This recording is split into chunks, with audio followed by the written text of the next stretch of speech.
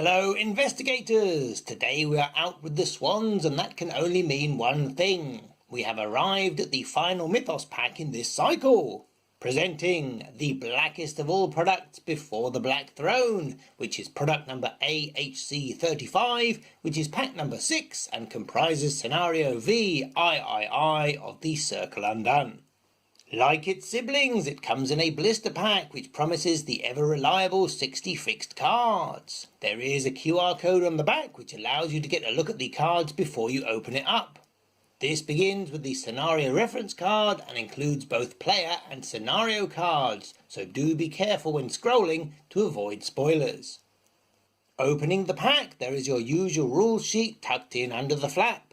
And it is another double sheet, as this is the end of the campaign. We aren't going to show you much because of spoilers, but we always enjoy reading the designer's notes as it gives you a glimpse behind the scenes and an insight into the production process. The cards are shrink wrapped with your language sticker on the front, blue for English, or kind of a mid-grey in this case. They have the Guardian cards on one side and a scenario card spoiler side out on the other. Will we see any last minute new rules and innovations? Alright, start the video! What? Why? This pack was misprinted. Some cards are missing, and some have more than 2 copies. It's a total write-off. Don't panic, Lita. These are just the new bonded cards. You mean like handcuffs? Eh? Oh, have you been on the internet again? Moving on. Not content with cramming this cycle full of more new rules than any other, they decided to stuff this pack to bursting point with innovations. There is a new deck in the form of the Cosmos deck and new scenario rules for empty space locations. But the main event is the new bonded keyword, the rules for which are on the scenario sheet. This links 2 cards together, one of which starts in your deck and is subject to the regular deck building rules, and one of which starts out of play. And because it starts out of play, it doesn't count towards your deck size limit or, more importantly, any deck building restrictions, which includes the 2 per deck rules. From the recent FFG livestream, this will be a big feature of the new Dream Eater cycle, but in this pack we have 2 examples, one Guardian and one Seeker. Each has a primary card that goes into your deck as normal, which additionally says 1 per deck. Both of these are level 0 item assets. They have a cost to play and take up a slot. Once they enter play, you retrieve 3 copies of their bonded card from out of play, put 1 in your hand, and shuffle 2 into your deck. Handily, these bonded cards are marked with the story asset blank, where the level pips would be, to help you remove them when the game finishes and hopefully stop you mixing them in accidentally when deck building.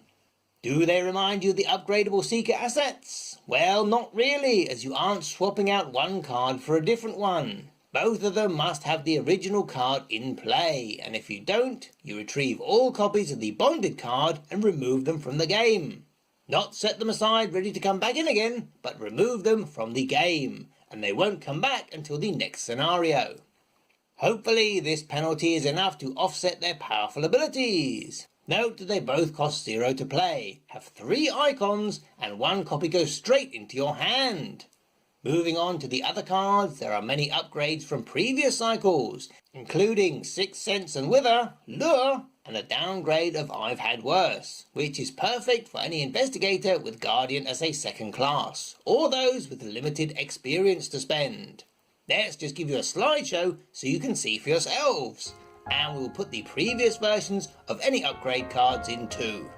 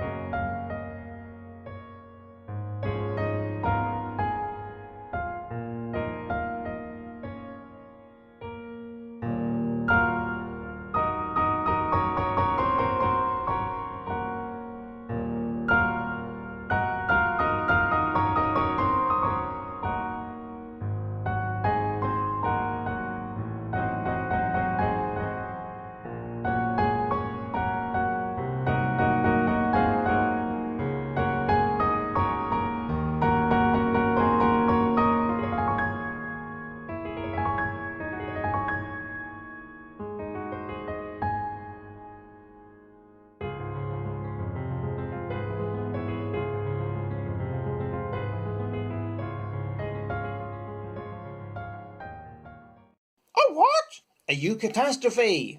Is that a Brexit thing?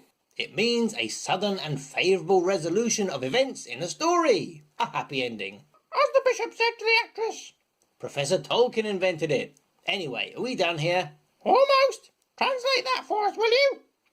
Clair de Lune, meaning moonlight, is a French poem written by Paul Verlaine in 1869. You may have heard Claude Debussy's musical interpretation. It's the piece we use in today's slideshow. Before we go, it is nice to see another piece of playmat art revealed, depicting Azathoth himself no less. Can't wait till the rest of the playmats make it into card form, eh?